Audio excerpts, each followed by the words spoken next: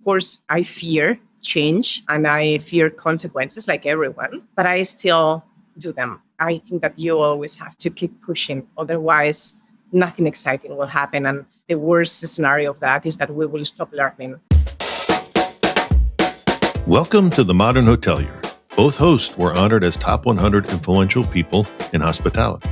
We're bringing you interviews with industry experts, thought leaders, and innovators who are shaping the future of hospitality. Whether you're a seasoned hotel professional or just stepping into the industry, our goal is to provide you with insights, knowledge, and trends that will empower you, the modern hotelier. Thank you for watching The Modern Hotelier. We're really excited about this upcoming episode with Mercedes Blanco. David, what was one of your favorite takeaways from this episode? Well, I think it was really just learning about her journey from Spain to Miami, and really, she's very inspirational. She's an influencer in hospitality, not only as a woman but as a hotelier. So I thought it was a great show. I agree. And I just love how she speaks up for herself, right? That's one thing she said, like, don't be afraid to speak up and put yourself in these good situations. And that's what she's done. And she's not only moved up in her career, but also built an incredible network around her as well throughout the process. Yeah, anytime you get nominated for Badass, that means you're doing something right, I think. Heck yeah. All right, enjoy the episode. This episode is brought to you by Amaze Insights. Amaze Insights is the leading hospitality analytics company, providing advanced solutions to the industry's most significant data challenges. Amaze's comprehensive platform unifies data across multiple systems to provide hoteliers with a single-pane view of all critical analytics. With Amaze, insights are turned into actionable guidance and plans that drive efficiencies and maximize revenue. By revolutionizing how hospitality data is analyzed, Amaze equips hotels with the tools to maintain a competitive edge in an ever-evolving marketplace. Discover more at amazeinsights.com. Today we have on Mercedes Blanco. Mercedes is the Chief Partnerships Officer for the Hotels Network. Mercedes has over 15 years of experience in the hospitality industry with a solid record on international sales and marketing strategies. Mercedes was named one of the top 25 extraordinary minds in 2021 by HSMAI, the top 50 women in travel by Win It by BTA, and was a finalist for Badass Women of the Year in 2023 by the Miami Beach Chamber of Commerce, and a recent half marathon finisher. Welcome to the show, Mercedes. Thank you, Steve. Thank you for mentioning my Miami half. Oh, absolutely. Big accomplishment. I had to get it in there. So, Mercedes, we're going to go through 3 sections. We're going to ask you some quick questions, learn about your background, dive into your career, and then ask you some of your thoughts on the industry. Sound good? Perfect. All right, here we go. What was your first job? Ooh, paid or unpaid? I guess that my first real job was when I just finished university back in Spain. I joined AC Hotels, which is now part of Marriott Hotels International. And I joined the sales team as the youngest among all of the people on board. Great. What's your favorite city?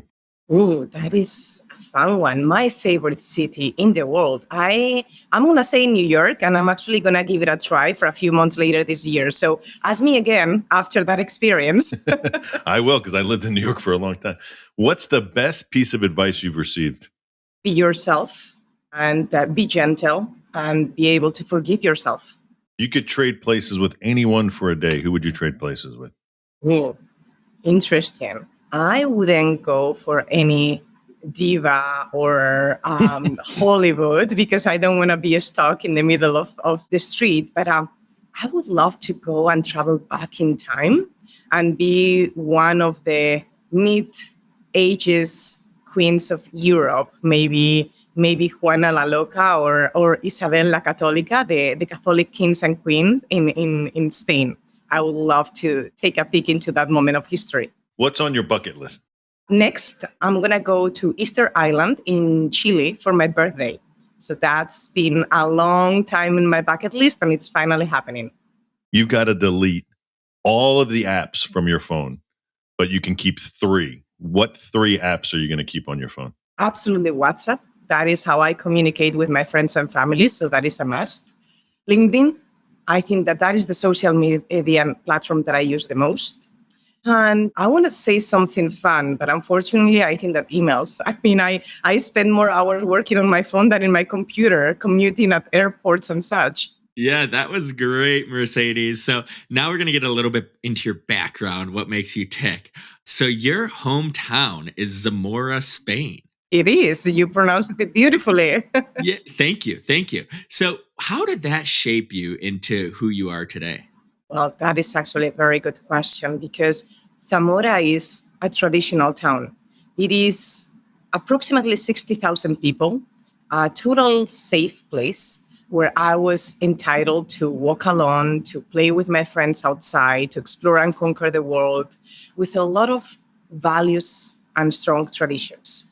I don't know if you knew, but it actually has the most number of Romanesque churches in the whole world. So we are talking about more or less 30 temples from the 11th century. So it's a beautiful town. Just take a peek if you are ever around Spain or Portugal.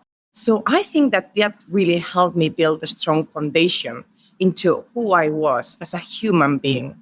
That gave me a lot of values, a lot of principles that have been extremely important in my life as an adult. I love that.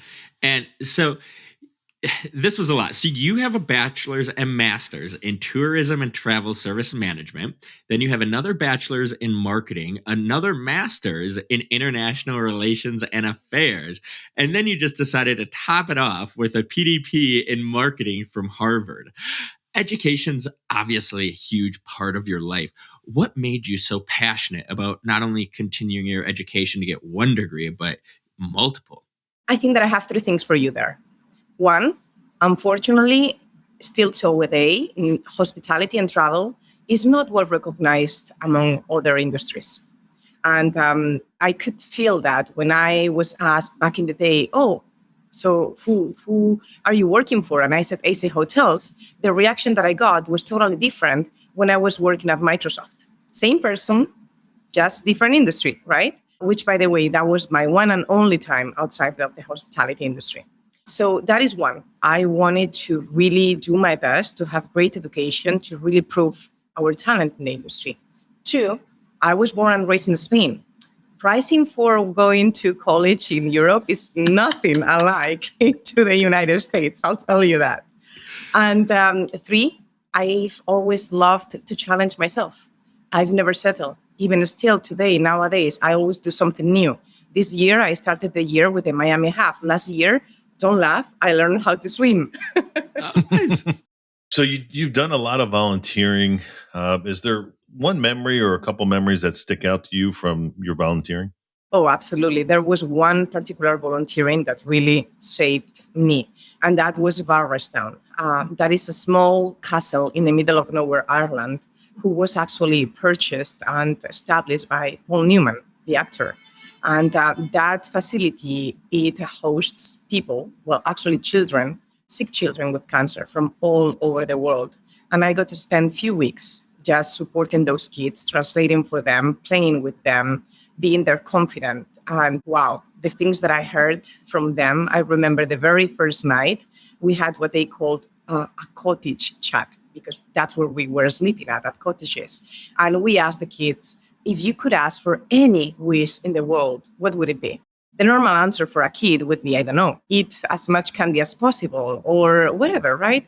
They were saying things like, have the power to make my mom stop crying or worrying, or things like that. And that totally made me realize how lucky and privileged we are when we are just in a situation of health. Absolutely. You've been involved with HSMAI quite a bit through your career. Tell us what you believe are some of the benefits of being part of that and being so involved with HSMAI. I have to say only good things about HSMAI, both at the local level and at the national level. When I first moved to Florida, I was no one knew me. And when I was looking for a job, when I first moved to the Americas, everyone asked me, where was my US background and experience? And HSMAI was my window to the world, was my first step into getting to know the local community in Miami. And as a matter of fact, that's how I met Sylvia Caparota, which was later the founder of Women in Travel Thrive. Nowadays, instead of at the Florida level, I participate at the national level, which has given me a different perspective and a different ladder into my collaboration with the organization. But I think that if you are looking for one association within sales and marketing, hospitality, that's it. Everyone is there. And the networking and the value, it's incredible. That's great. And you mentioned this, but you've been involved with Women in Travel Thrive. So tell us more about Thrive's movement. Well, Sylvia was the one that reached out to me back in August 2020. So remember where we were back in the day, okay? And I remember clearly as today, I was in Spain trying to see my parents because I couldn't see them for a few months, right? She told me, Mercedes, we have to do something. We are going to pay the consequences of this if we don't act now. So we didn't know what is it that we were doing back then. We were just grouping women across the industry, just trying to join forces to first want each other get back into the industry because we had many furloughs, many layoffs. And two, to also help women reach C-level and higher ceilings within the organizations. Actually, at the time, I was doing some coaching. Well, I was being coached. And my coach asked me to go ahead and look for professional women in the industry that I would admire or that I would aspire to be them. And I couldn't find that many women in our particular field leading the torch. So that really opened my eyes and really made me part of this movement of supporting and helping women among our industry. I love that. I love that. So now we're going to get more into your career a little bit, how you got to where you are today. And you started your career as an account manager, like you said, at AC Hotels, then went to your only non-hospitality job at Microsoft in marketing and communications. How did those two positions create a good foundation for your career? Well, I joined Microsoft because when Microsoft or Google or a big tech like those knock on your door, you say yes. Yeah. And I've always been fascinated by technology. So it was my attempt to trying to close the gap between my professional experience, my education, and where I wanted to head. The problem was that Microsoft was too big and too slow. And I like fast-paced environments. And I definitely miss the hospitality industry. So definitely Microsoft helped me realize that, yes, I wanted to be more in digital and tech, but within this industry. So it helped me really go back to what I know it is my passion. And AC Hotels gave me the first opportunity for me to start exploring the professional world. And I think that is extremely important, not only the role itself, but the people that you work for and that you work with. And I have to say that I've been extremely fortunate with my managers in the past because they've always empowered me, supported me, and been my biggest fan. So thank you to all of the people that believed in me back in the day. That's great. So you had a couple of sales roles when you moved from Spain to Miami. What do you feel is the biggest cultural change from Spain to Miami in your sales role? Like what was the biggest difference for you once you got to the US and to Miami? Interesting question. Well, first of all, I will say that in my opinion, and forgive me for saying this out loud, I don't think that Miami is a representation of the United States. I think that is Latin America and the United States. So it's a kind of a bubble of its own. But if we are talking generally speaking about cultural differences between Spain and the US, being quite open, I grew up all my life admiring the US. I think that for some reason, we all do that in Europe. I mean, I think that is the other way around in the US. And I found that in the States, we were still more traditional, more behind where I was expecting us to be. That was a big surprise, very big surprise. And the other big surprise to me was, and I briefly kind of mentioned on that, everyone asked me for my professional US background. And I could not believe it because obviously, there are thousands of people with that US background, but I brought something else, something unique to the table. And no one seemed to appreciate that. I had to take a few steps back and actually join another European firm based out of the States to be able to start playing the game in the United States, which to me was quite interesting. I got to jump in here. What did you think about the food? Was the food was that horrible? What are you asking? Well, I just like coming from Spain and then coming to the US and like having our food. I just feel like you have to miss the food in Spain, right? Oh, yeah. I always say that. Friends, family, and food. Yeah. It's the 3 Fs. Yes, yeah, I still do. I still do nowadays, believe it or not. Of course, I loved international food. And in Miami, we have food from Mexico, Peru, many other countries. And I love that. But it's not the international cuisine that I was lacking. It is the materials. I mean, the produce. A tomato tastes totally different in the US compared to my hometown. And when you say organic is not beautiful and perfect. It's dirty and ugly. Yeah, Yeah. absolutely. Yeah, I had an aunt who lived in Spain, and when she ever came back, she would always say that the biggest thing was the food, that everything she had in Spain was fresh, and that everything yeah. here was not fresh. But so I agree with you. Food is great in Spain. So in 2016, you joined BCV. You worked as your way up to the director of sales and VP of sales in America. What was your proudest accomplishment that came out of that? And then you redesigned the team structure. So can you kind of talk about that stage of your career? Absolutely. I think that the thing that I am most proud, one of the things that I'm most proud of my tenure at BCB was my ability to speak up and to propose new things. I've never been shy. Those who know me, I believe that will agree with me. Obviously, I prove myself with numbers and hard work because there is no other way to prove yourself. And after I had that support of my work, I reached out to my boss and the leadership team and I said, listen, there is a missed opportunity here. And I feel like I'm the one that can lead the change, and that is international expansion for the company. I then felt that I could use my international acumen, all of my background and contacts from Europe, all of my Spanish-speaking abilities to make the company reach the next level internationally. So I developed a business plan into what I believe were the steps that the company had to take. I also built a new role, the VP of Business Development. So basically, I present a case for my own promotion and the growth of the company. And they like it so much that they promoted me and they gave me the opportunity to grow. And I joined the leadership team. And I think that was the real game changer for me. Because after that, I got exposed to many other things, the acquisition with Reagan and of course, my career role at THN. So I am really, really glad that I did and I'm really proud. You also ask about redesigning the team. I think that the biggest challenge that we all had was 2020. When 2020 happened, I was the only one that stayed from the sales team. I'm not going to say how much we reduced the team worldwide because you wouldn't believe me if I were to give you the numbers. Basically, I had to restart over from scratch. I brought back few team members, people that I would love to work with at any position because I trust them, I like them. As human beings, as professionals, because to me, those two are paired together.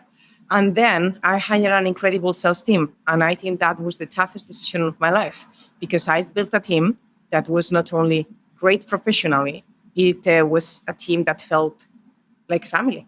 We were very, very united with no big egos. Everyone was helping each other. And it was a wonderful time. But when the opportunity comes, you have to do what is best for you as well, not only what is best for your team. Absolutely. That's awesome. So then for the past 2 years, you have been at the Hotels Network. Tell us more about your role as Chief Partnerships Officer and about what the Hotel Network does. Absolutely. Well, first of all, I will say that to me was kind of building the bridge between the two cultures. Because although THN, the Hotels Network, was founded in San Francisco, California, the company nowadays it has headquartered in Barcelona, Spain. And fun fact, the CEO and I, we are both from Zamora. And we didn't know each other from that time, okay? It just happened to be that way, okay? I joined them 2 years ago, and I feel very proud of being able to sell a company with Spanish talent in the Americas. And my role actually is kind of a dual role because I'm in charge of the commercial relationship and commercial development strategies with technological partners. Some could be like, Sojourn Ideas, Duetto, Lighthouse, Sideminder, Amadeus, Oracle Hospitality, many of them, right? And also I'm in charge of the big accounts, the biggest hotel chains, which are obviously the Hiltons, the Marriotts, the Wyndhams of the world. So I'm never bored, really. I have plenty on my plate. And what we do, it's basically very simple, but it's incredible because we just help the hoteliers sell more directly. We do so through machine learning, AI, predictive analytics, working through personalization on the website, and making sure that whenever someone is on the website, they receive the right message at the right time with the right content, so they book directly, which is what every hotelier should want. It's very impressive. I saw a demo a couple months ago, and the platform is, as an ex GM and an ex digital marketing booking engine guy, it's a very impressive platform. So just want to give you a little plug there. No, thank you. I really appreciate it. And I think that the culture of the company is absolutely fantastic. But what is even better is when you are proud of the product that you sell, the product speaks on its own. Do you and your CEO ever start talking about people you know in Zamora, and then you're like, oh, I know them? Does that happen often? Not that often, because we both left the city when we were young. Unfortunately, okay. As beautiful as those cities are, when you leave at the age of 18 for university purposes, it's rare that you go back. Sure. But we've tried, and I'm sure that eventually we will find real twisted stories back then. Oh man, that's fantastic. Well, that was great. Now we're going to move on to the industry thoughts section of this. So AI has been a hot topic over the past year or so. What opportunities do you see to bring AI into hospitality? Everything. We are so behind. Honestly, first of all, AI has been around for many, many, many years. THN has been around for almost 8 years, if I'm not mistaken, and we've always used AI as a base of our technology and targeting capabilities. And many companies have been using AI as well. But we have basically 3 areas where I believe AI could be extremely powerful. Okay, one is on the operational front. Everything that is about reducing repetitive tasks should rely on AI. Because at the end of the day, we are humans, we make mistakes. Technologies are always going to be, and machines better on that purpose than us. The amount of data that they can process in a given amount of time is much more than what we 3 could ever do for the same period of time, right? So operational and efficiencies are key for AI. So I think that is going to be an area for us to explore. Then the middle part is where we are, or where I am personally at, which is sales and marketing implications. Okay, there are many things that it can be done in that area as well. And the third one, it is all of the things that I believe that we've seen the most lately, which it is the consumer facing. Everything that is voice powered, ChatGPT, anything that can allow a deeper or a better conversation, human versus machine, is something that we've seen explode last year and that we will continue to do in the future. Personally, I love exploring new things. I always I have pictures on my phone of my dog and I with a Pixar movie poster style. I love to explore, and I think that there is many other things that we could be doing. But for God's sake, we need to embrace it. What's a Pixar movie with you and your dog? Well, nothing. It's just something that I figured out. I just really? It's just AI with you and your dog, and it's Pixar? Oh, that is awesome. I'll send it to you later, Steve. Sounds good. Awesome. So one area you think is a concern for this year, which it's actually quite timely, as we just had, I believe, 2 attacks this week, is cybersecurity. Why do you think this all of a sudden in 2024 is going to be such an issue? Funny that you say so, because just last week I published an article in Hotel News Now about cybersecurity. Oh, wow. Yeah. Mm-hmm. Yeah. And obviously, it's been a concern for many years. I don't think that many people is aware of the amount of cyber attacks that have really been successful in our industry, or in any other industry for that matter. But our industry is extremely sensible because of the data that we collect. We collect a lot of personal information, and we are very, very attractive for someone interested in collecting credit cards, preferences, many things, right? So I think that because of what has happened in the past, and because what we have seen with AI is making people nervous about us not controlling where we are going to. I think that privacy concerns have been on top of our minds for the last few years. Everything started with GDPR, and it will continue, and it shall continue that way. I think that we need to work worldwide, not just among ourselves in hospitality, but among any other industries in global regulations. Otherwise, we're going to have future problems if we don't overcome the potential implications of data protection, AI creation, and such. So I think that finally, and like I said, hospitality has been always behind because, well, we've always been financially stable and we never needed to review our very basics. But finally, we are starting to realize that if we don't do that and if we don't take care of ourselves, someone else is going to come and disrupt our industry. So we better start planning ahead and being a little bit more open-minded. Yeah, and just a quick funny story that you talk about differences between Europe and the States. When I made my first visit with my first company in the early 2000s, we were so shocked that they were bringing the credit card machine to our table. We had never seen this in the States. And that they, even the quality, they'd bring the bottle of of rum or vodka to show you that it was the real stuff. And it was just hilarious because here in Phoenix, they supposedly passed some sort of law just a year ago, and it's still, they take your credit card, you don't know where it's at. It's amazing. But anyway, so it's funny. You've spoken about 8 strategies to be fearless. Tell us more about that, please. Well, I believe that everything exciting happens beyond your comfort zone. This is how I try intentionally to live my life. And it's about pushing myself because it's very easy to stay where we know things or where we believe that we know things and never challenge us. But then nothing really exciting happens. My friends tend to say to me that a month in my life is a year or even 2 on theirs. and that is for a reason. That is because I make those things happen. I always try new things, always. Whenever I start the new year, I think about new plans, professionally and personally, new dreams, things that have always been on my back head, but for given reasons I could never do, or I was not ready, or I didn't have the means. And I try. Sometimes I can, sometimes I cannot. Obviously, I'm not perfect. Of course, I fear change and I fear consequences like everyone, but I still do them. I mentioned to you earlier that I want to give New York a try. I deserve the city a chance. It's always been on my mind. So hopefully around fall this year, I will spend a couple of months to dip my toes into the water and get a sense, and then we'll see. But I think that you always have to keep pushing. Otherwise, nothing exciting will happen. And the worst scenario of that is that we will stop learning.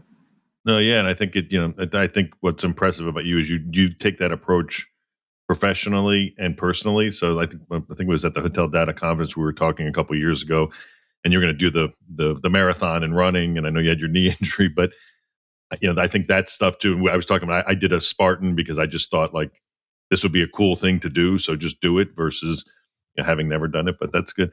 One in between the two questions is 8 your lucky number? No, it's 4. Okay, because I just asked you a question about 8 strategies to be fearless, and now my next question is: you wrote an article about 8 problems women have been facing in hospitality. So, can you tell us what you found about that? I was just going to guess it was 8 because Steve kind of set me up with those 2 questions. But can you tell us more about those problems that women are finding? Yes, no, absolutely.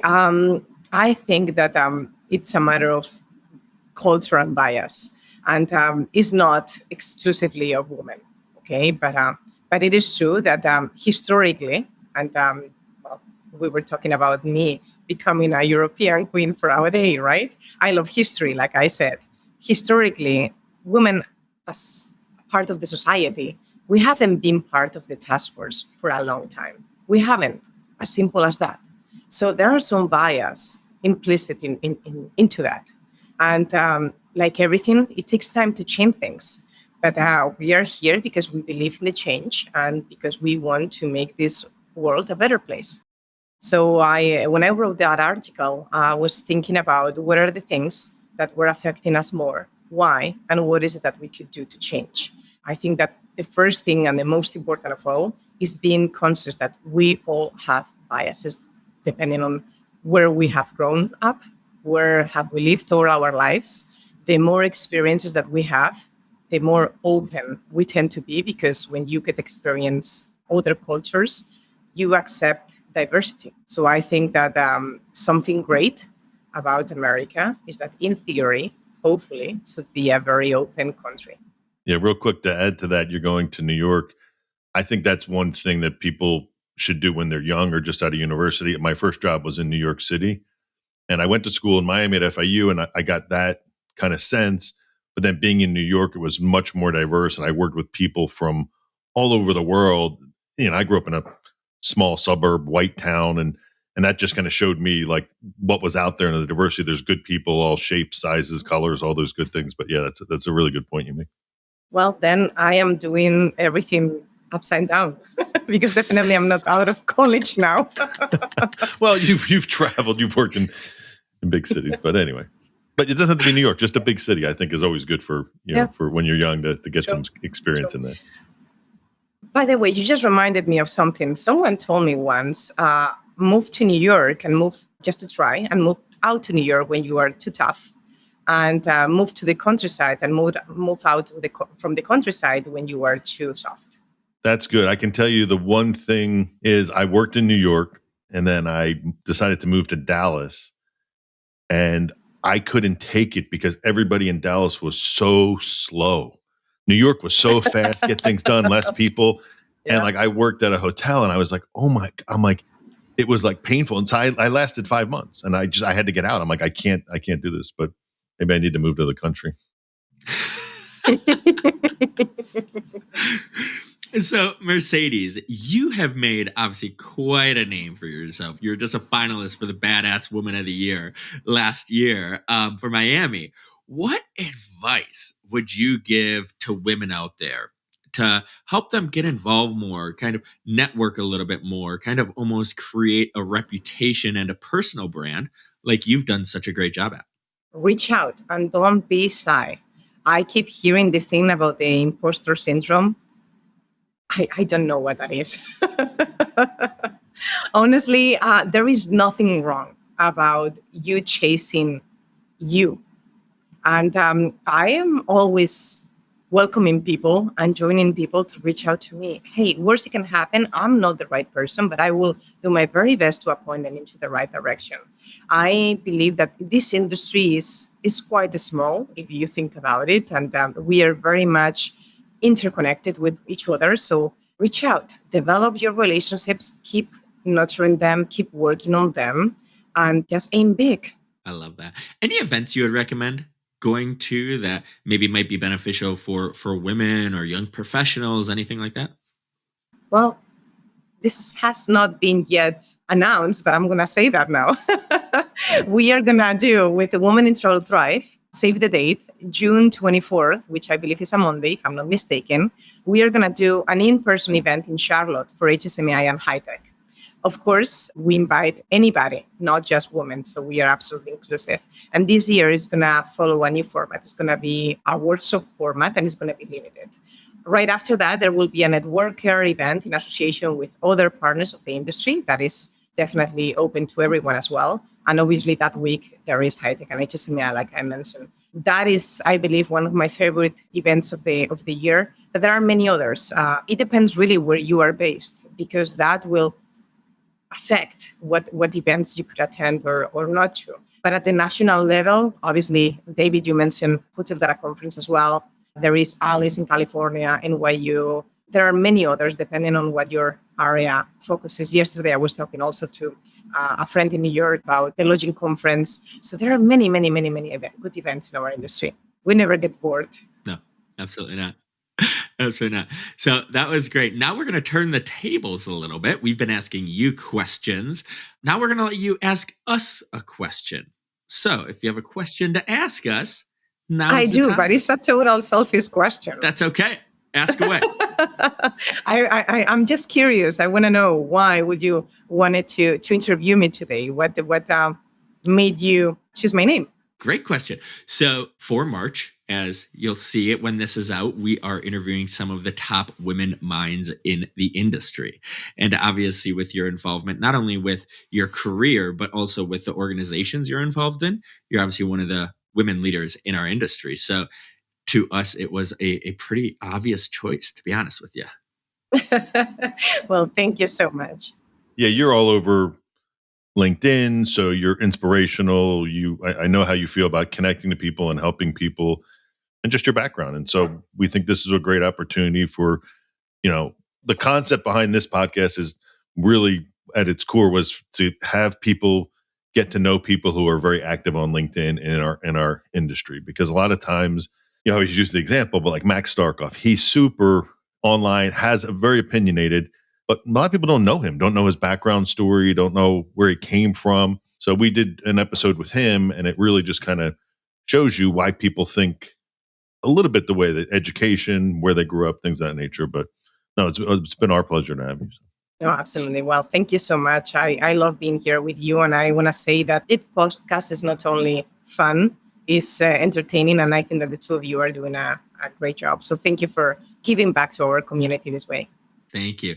So now we've been asking the questions the whole time. John, our producer, he's been listening in. So we are going to pass it over to him for the final question. All right. So it seems like you kind of sit right now specifically on the digital marketing side of things and trying to drive business for hotels. I guess on the property level, what are things you see day to day that could help individual hotels really get themselves ready to take that next step into digital marketing? Or what are things that they're doing on the property level that maybe hindered their digital marketing efforts? Well, that is a very good question, because that is exactly what I try to do, because sometimes the brands do not allow their individual properties to try new things. So please, individual properties, keep pushing, because your push helps. Normally, management and ownership groups, they tend to be a little bit more dynamic or open to try new things. But when you're an individual property, it doesn't matter if you are independently owned or independently branded, or if you belong to one of the big groups. You are an entity on its own as part of something bigger. Try new things. There are hundreds, tons of new technologies in sales and marketing for the hospitality that, one, can make your life super easier, two, can make you reach your quotas. So what are you waiting for? Reach out to us. All right, good question, John. So that does it for another episode of The Modern Hotelier. This is the part, Mercedes, where you get to let people know how they can connect with you, how they can find out more about the hotel network. So plug away. The floor is yours. Thank you so much. Well, obviously, I said it before, LinkedIn is my go-to 3 apps that I would never delete on my phone. So please connect with me on LinkedIn as Mercedes Blanco. You will find me. I will be happy to connect with you. And about the Hotels Network, after you connect with me on LinkedIn, I'm happy to share more information as well. But if you are curious, we do have a demo request in our website, and you can access to all of the information there. It doesn't matter where you are based, because we have a presence in 100 countries. So we got you covered. Well, that does it for another episode of The Modern Hotelier. Whether you're listening or watching, we hope to see you soon. This episode is brought to you by Amaze Insights. Amaze Insights is the leading hospitality analytics company, providing advanced solutions to the industry's most significant data challenges. Amaze's comprehensive platform unifies data across multiple systems to provide hoteliers with a single-pane view of all critical analytics. With Amaze, insights are turned into actionable guidance and plans that drive efficiencies and maximize revenue. By revolutionizing how hospitality data is analyzed, Amaze equips hotels with the tools to maintain a competitive edge in an ever-evolving marketplace. Discover more at amazeinsights.com. You made it to the end of The Modern Hotelier. Thanks for listening. The Modern Hotelier is produced by Make More Media. Make sure to like and subscribe if you're listening on YouTube, or subscribe wherever you get your podcasts. If you know a guest or sponsor that would be a good fit, feel free to email us at hello@themodernhotelier.com. If you'd like to get some Modern Hotelier merch, click the merch button on modernhotelier.com or click the link below. Thanks and have a great day.